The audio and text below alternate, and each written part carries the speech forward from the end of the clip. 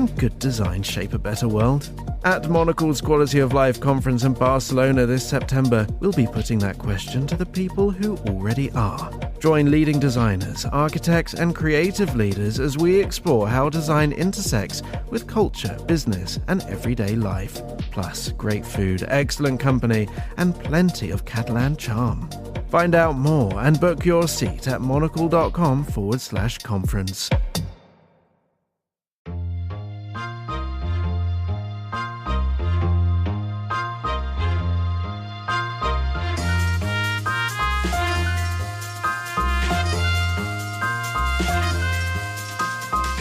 This is Monocle on Design, a show where we discuss everything from architecture and craft to furniture and graphic design. I'm Nick Manise. On today's program, we head to Japan to visit furniture maker Karimoku. We also consider the use of concrete in Austrian architecture and discuss graphic design and client relationships with the team behind Slop Magazine. All that coming up on Monocle on Design.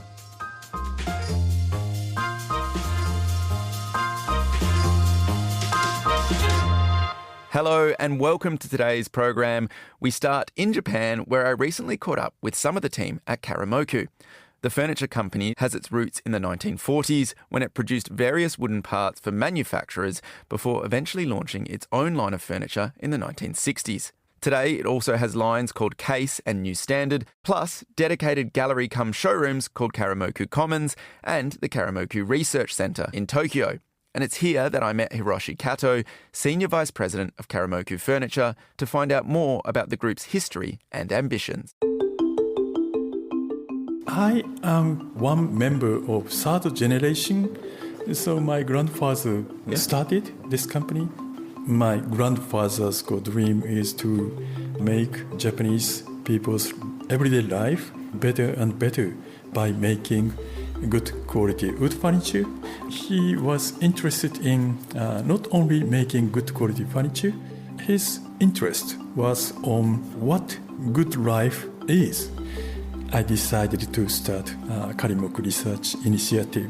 Here we show what Karimoku is interested in and the reason why, and what we are doing now.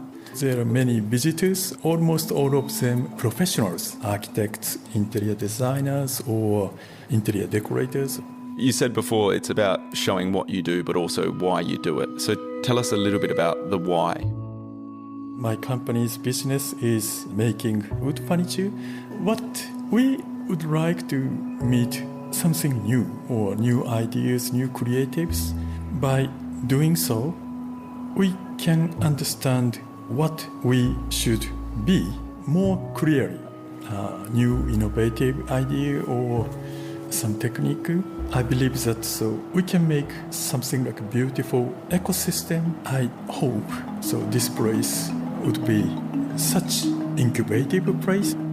So tell us a little bit about what's on show here at the moment. This floor like a chaos. It is chaos. In a good way. But this is a part of our ideas.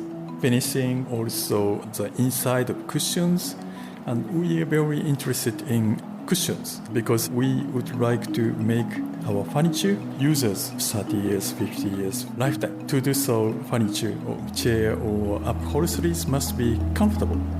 So we are always looking for what's the best cushion component would be. And also our people are very interested in how to make wood look better, more beautiful. How do you find those sorts of craftspeople that want to continue to make things better and evolve? How do you find those talented people? Today I am in Tokyo. I love very much staying in my factory, communicating with my people. Hiroshi, I got a nice idea. Would you like to see? Can I show you? Every day happen. And they're keen to innovate and grow and test ideas. There's also an exhibition downstairs that is looking at the lacquer and a process that you haven't used for a long time. Why was it important to commission an exhibition that looks at that? Unfortunately, we didn't have any demand about this technique. But if we lose this technique or craftsmanship, never coming back. I met Waka Waka, LA-based artist. So he's actually Japanese, and talked with him what he would like to do. He was very interested in very traditional Japanese lacquer. Urushi is very expensive, and also production is quite limited.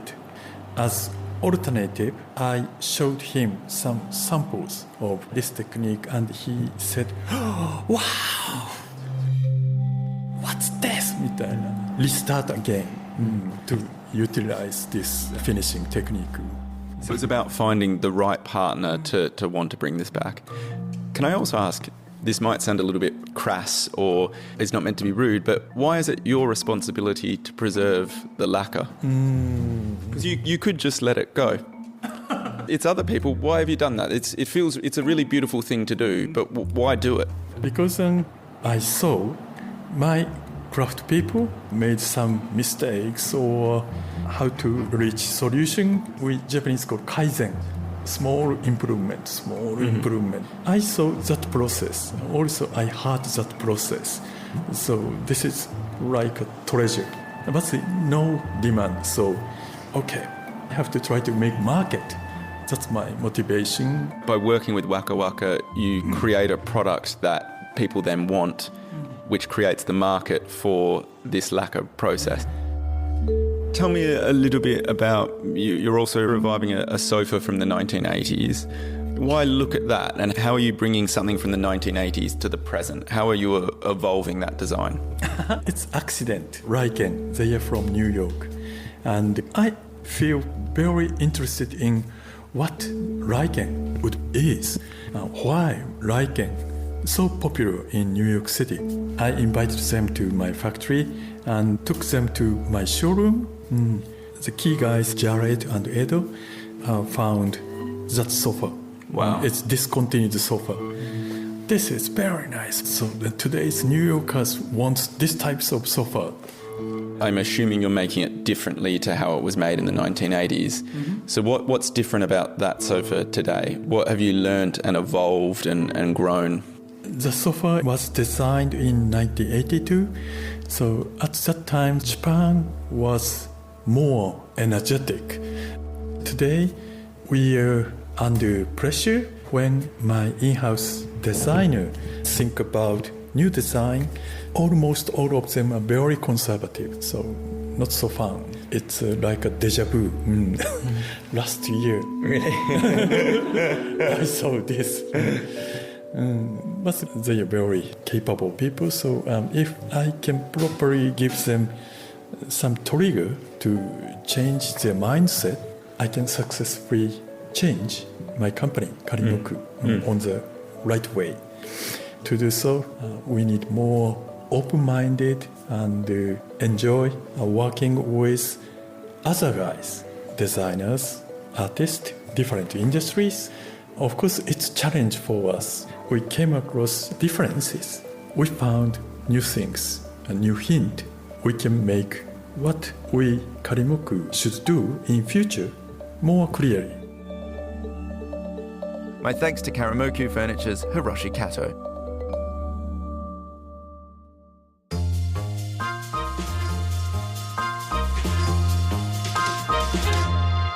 Concrete was all the rage in architecture throughout the 20th century, even lending its name to a style, brutalism, which comes from the French béton brut, or raw concrete. As a building material, the contemporary world simply couldn't function without it. Bridges, roads and tunnels all rely on concrete, not to mention some impressive buildings. But just as brutalist architecture has been derided by some, so too is concrete, which is largely coming under fire due to its environmental impact. It's a situation that's prompted some Austrian producers to pioneer new, greener ways of making. The country even has a prize, the Béton Prix, to recognise innovation in the field. Monocle's Vienna correspondent, Alexei Koryalov, sent us this report. Concrete is the most widely used man-made building material on the planet, but these days it gets a bad rap. Many people say, oh, but concrete is actually a building material that belongs to the 20th century. And the 21st century is actually reserved for some other materials. Maybe materials that are ecologically better or have a better footprint. I was always a big fan of brutalism, and of course when I studied architecture in the 90s, concrete was also a big thing, and everyone loved like the perfection of Swiss concrete, which was just like perfectly crafted. And this has really changed in the last 10 years or 5 years maybe. Brutalism, the style most closely associated with concrete, is known for its simple block-like forms and raw finishes. Architects and historians tend to love it. The general public, not so much. One such love it or loathe it building is the former campus of Vienna's University of Economics, built in the early 1980s and now set for partial demolition. Architectural critic Mike Novotny has his office there, but even he isn't sure it's worth keeping. I don't really have an intense emotional relationship to this building because, like, in terms of architecture quality, it has many mistakes. And it is weird and wrong in many places, and the orientation is weird and doesn't really work. And it's sort of also a monument to a certain age of late modernism in Austria, where you had big public projects like this and just a very small group of architects who are very close to people in power, but in terms of their talent, they were sort of mediocre, let's say. But still, the interesting thing is now that we're also talking about these buildings. 20 years ago, we would have said, okay, get rid of it. It's not really good enough. We can do something better. And still some architects say we can do something better. We probably can do something better. But still, in terms of its substance, there are still enough qualities which I think you could work with it. You could do something else with it. And I think that's when architecture becomes really interesting. You work with something that is already there. But beyond questions of taste and technique, there's a far bigger concern. Making cement, the key ingredient in concrete, releases huge amounts of CO2, roughly 8% of global emissions. That's more than 3 times what comes from aviation fuel. Here's Mike Novotny again. I think it's a question of degree. The construction industry is inherently slow. It's a big tanker which can just turn its course slowly. But if you look at everything that the climate scientists say, you have to be extremely fast. You have to have done everything basically the day before yesterday. So the question is always, how fast can the building industry react? And if they are really, I think most of them are serious about like changing the narrative or changing the impact of concrete. But the question is it fast enough or is it enough? There's a big interest in just going on, continuing the way you did. Maybe change it a little bit at the margins and being a bit green at the margins. So I think that's really not enough. But it's like a systemic thing, I would say. The industry is already trying to respond. Austrian cement producers are among the lowest emitters worldwide. And now there's even an award, the Betonpreis, run by the industry's own lobby group. This year, one prize went to a housing development where concrete helps regulate heating and cooling, another to a restoration project that brought new life to a brutalist cultural center. My name is Nedad Memic. I am communications manager of Betondialog Österreich, so it means Concrete Dialogue Austria, and we are a communication platform of the cement and concrete producers in Austria. So our award was first time introduced in 2023, and this time we had 82 projects, again from all Austria really, and also very various projects. So it was not only like housing projects, there were also projects of schools, projects of office buildings, even some memorials. What's interesting to me, the prize and the whole concept behind it, is that sort of the industry patting each other on the back, like, well done. Or do you actually want to raise awareness among the general public that concrete is a living material, it's evolving, production technology is evolving? And how do you break through to the general public? This is a very hard question. If we knew how to do it, we would be, I think, the most successful people on earth. But first thing first, the prize is actually not something where the industry taps to itself and says, wow, great.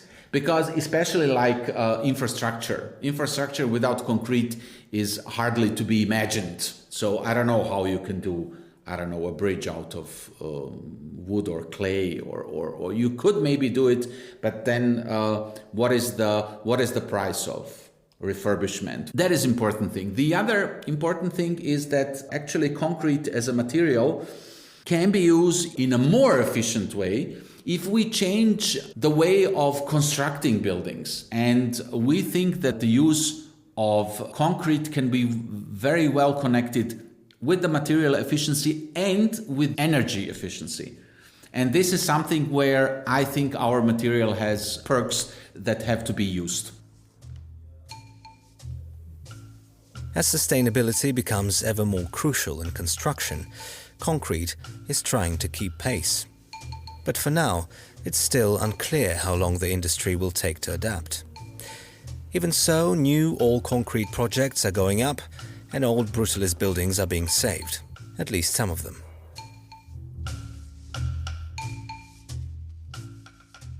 My thanks to Alexei Koryalov for that concrete report.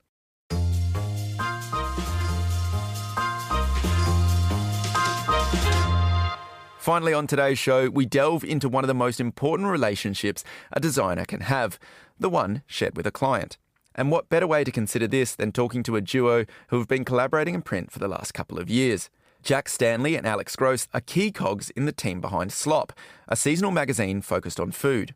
Jack is its co-founder and co-editor, and Alex is the co-founder and co-creative director of All Purpose, the design studio behind Slop's graphic language. I caught up with them in studio to discuss how they work together as editor and designer to build a visual world for Slop. I've always worked in magazines, and Nick, my business partner, has always worked in food. He was working as a butcher, and he felt that something he was really interested in and really passionate about was ingredients and provenance and where food comes from and the systems behind it. But so much of food media was reviewing restaurants or a quick recipe article. And that's fine. That's obviously that has a purpose. We all use that. But no one was talking about food in the way that he was really interested. We began kind of kicking this idea around between us. And it slowly came to life over probably a year. Alex kind of came in, bashed it into the shape of an actual thing. So tell us about bashing it into shape. When someone comes to you with an idea, how do you start to translate that to a graphic language, a graphic identity? Particularly in the case of Slop, I mean, it's lucky that I know Nick and obviously have got to know Jack over the time, and I think they think in quite a similar way about a lot of things, and I understand their sort of sense of humours and their kind of approach to editorial and the whole idea of the magazine. You know, wanting to cut through a little bit, being playful with it. It's called Slop. It's not the most serious of names. But it's serious content. It's serious content, but also with a playful edge. Like Jack said, it's not restaurant reviews. It's not like looking at the cover of that magazine there. It's an olive grower wearing a fresh pair of New Balance trainers. We've got issue 6. I've pulled this from my desk and we brought it down to the studio. You've got that versus on the other side as you flip over, it's a kind of dual cover. Yeah. So that was a big part of it. That was the dual cover thing was always quite fun. We always wanted to kind of like juxtapose that. We'd always have a person versus some produce to kind of show the two sides of it. There's always a grower behind the produce, isn't there? Someone's bringing that to the customer. I mean, Jack, I want to ask, so you're tackling these quite serious ideas. I mean, you've alluded to a story previously about volcanoes in Indonesia. How do you take something like that? This is a serious topic, but you're in as Alex was saying, a playful magazine called Slop. How do you work with Alex and graphics to create this tension between something that's quite intense, but also something that's accessible? Well, I think it's about taking the intense and making it accessible. And you know, it'd be very easy for us to kind of black and white pictures on a stark white background and capital, this is serious. But a lot of people won't pick that up and therefore they won't get eyes on it. Having it bright orange called Slop. Over the last couple of issues, Alex put different fonts on the cover. That all makes it really engaging and it makes it stand out from a lot of other food magazines, but magazines generally. And if people see that on the shelf of a shop or on a counter somewhere, that makes it more likely for them to pick it up. When they look inside it, they will find this is not necessarily flippant. There's some really big stuff in there that they wouldn't have discovered had it looked so it's kind of it's using graphic design to pull people in. Yeah. I think what's also like a really valid point is that because the magazine is predominantly free, depending on where you are, there isn't necessarily so much concern about like designing it a certain way to appeal to a certain crowd. You've kind of got this opportunity to kind of throw everything at it to some extent, because there's no pressure of having to sell it in that sense. So it gives you a little bit of a freedom. It gives us a lot more freedom in that sense, but also like I think it's opportunity rather than freedom. I think there's less of a worry in that sense. I mean, we work on a lot of magazines and a lot of them are like particularly focused on like readability, perhaps too much so in some ways. And it kind of like, it means that design doesn't really do much. Tell us a little bit about the identity of Slop, because I'm flicking through an issue here. You've kind of got a longer read that's quite, I would say, traditionally formatted, like a couple of columns of text, very simple, straight background. You flip over the next page and there's super graphic backgrounds with bright orange text with photos on top of photos. Monocle, we're a magazine that we're very much aligned to the grid. That's our graphic identity. That's something that we've stuck to. You've got one here that seems to be chopping and changing. Are there rules behind Slop? There are rules. There are grids. We're firm believers of like, don't break the rules unless you know them. Like, we know what we're doing. We just like to push it with Slop. It's a short magazine. There's only 60 pages. Sometimes it grows a little bit. I think the most we've ever done is 80. Yeah, right? something about that. But there's a lot to cram into a small space, both physically on the page. It's sort of B5 size. And we get so much content. And like, sometimes it's a shame to reduce quite a long read down to 3 or 4 images because of space constraints. A lot of the time, I think the reason that a lot of this kind of like layering started happening was because we were going way too far beyond the page count and having to slash doubles and then being like, ooh, let's try and get an image in this way or get an image this way. Or like, oh, this image is lovely, but there's actually like loads of background space here that we could, in theory, just like run text columns. So how do you ensure that it remains legible? Because it is legible, but I guess I'm like, what's the thought going into layering photos over the top? I mean, it's been a bit of trial and error. It goes through a lot of refinement for each issue. The older Slop gets, the more sort of streamlined the process is and the more time we have per issue. I mean, the first couple of issues were pretty down to the wire, I would say, in terms of like timing. It goes through various stages of refinements. I actually think the latest 2 issues is where it's really started to like kind of come into its own with its identity and its like structure. The first few features, the Slop shops and things like that, that's kind of always going to stay a similar kind of like graphics, a similar language. kind of style. Yeah. Lots of layering. It's a paragraph of text and just like highlighting single shops, as many images as you can fit on a page. We have defined type sizes, all those kind of things. We have a sort of palette of fonts that we use, which is kind of, as Jack said, it's kind of like ever growing per issue. As in, we'll sort of like add in a new kind of like display typeface each issue now in response to the theme, which is quite fun. We've also always got these little borders and sort of like background patterns. They're all referenced from, this is like a sacred issue. It's sort of like an ancient Greek style, kind of like little wavy border. They kind of like respond to either the theme of the issue or just like the world of food or whatever it is. Jack, you're bringing these ideas in from an editorial perspective. What sort of conversations are you having with Alex? Are you saying, here's the theme, here's the idea, what can you build around this? What's that back and forth? I think it's kind of that. We speak to Alex and the team and tell them what the theme is, which send them the content, and then we kind of speak about it. But I think one of the reasons that the relationship has been so successful is that All Purpose have real freedom from us. We are very aware of our limitations and we're very aware of their expertise. There may be things they put in that we don't like, and there may be things that we ask them to do that they don't like, and that's fine. But part of the reason we work with All Purpose is because we know what they're really good at and we want them to do it. We don't want to kind of dictate to them how they should do it. When we told Alex we were doing a sacred issue, we never would have imagined the border that he was just talking about, which we think is a brilliant addition to it. So it's kind of pushing us in slightly different directions, which I think is really nice. I think that's like the benefit of collaboration. Jack, you're the client. Alex, you're the designer. Any tips for our listeners on working with designers and then maybe working with clients? I mean, Jack, not to say that you're not a design-minded man, because you certainly are, but like any tips on maintaining a good relationship like this? I think what Jack said is mutual respect. I think is the real key. You don't want to try and like sort of force someone into doing something they're not necessarily comfortable with or is not necessarily their kind of like forte in design. We can do incredibly structured, proper design magazines, which we do for other people, but I think the good thing about Slop is that their ambition is to do something a bit different and to be a bit freer and to be a bit more playful, which is something that we especially love to do as designers. I think like that's a big part of our world and our kind of like identity as a design studio. We sort of pride ourselves in like our ability to kind of play as and when it works, not necessarily always, and knowing the right time to do it. I think the client designer relationship, it's all about trust, really. Trust and confidence in each other. Yeah, something that we talk about a lot is that we work with writers, photographers, illustrators, and with All Purpose, and there is a reason that we choose the people we work with. It's to let them do what they do. It's not for us to confine them and change what they do, and I think that's exactly the kind of trust and respect Alex is talking about, that we really like working with All Purpose because they designed the magazine in a certain way, so it's just let them get on with it. So last thing I guess I want to throw to you is, how has the graphic design of Slop helped you, I guess, tell these food stories that you wanted to tell? We've spoken about the playfulness and the freedom, and I think that's a really big part of it. I think just making something that is distinctive and doesn't look like other magazines has actually opened a lot of doors for us. I think it sticks in people's memory. They then come to us, and that allows us to kind of move in different ways and explore different things. Yeah, I think that creating a magazine that people want to pick up is a very overlooked part of the job. I completely agree. I also think it's worth noting that kind of, I guess with Slop, what's amazing is that the design of the magazine, it feeds in. I mean, Slop it's a brand, and the magazine is one part of it. The merch is one part.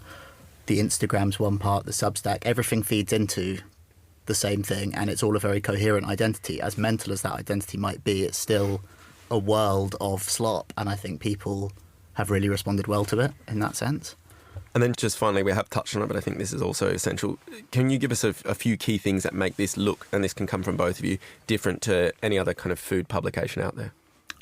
Starting at like A1 is the orange and green, which has been something that we've had since the very beginning. I think it's really impactful. I think just the use of colour, the use of those borders, the use of those little motifs. So I think that was the first issue where the font on the cover started changing. Yeah. And then the one after it did it where it's that theme, it says what the theme is, but also it's like reinforcing that in quite a playful way.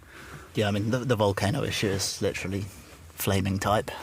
If we can't do an issue of something called the volcano issue without some fire on there, I think we'd be doing our job badly. Yeah.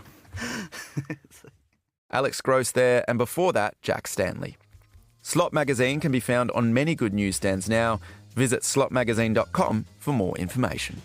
And that's all for today's show. For more design stories, listen to our 5-minute midweek bonus show, Monocle on Design Extra, which airs on Thursdays. And if you enjoy print, then do pick up a copy of Monocle Magazine as well. It's on all good newsstands now. Today's episode was produced and edited by Maylee Evans, with help from Hunter Wang and Steph Chungu. I'm Nick Manise. Thanks for listening.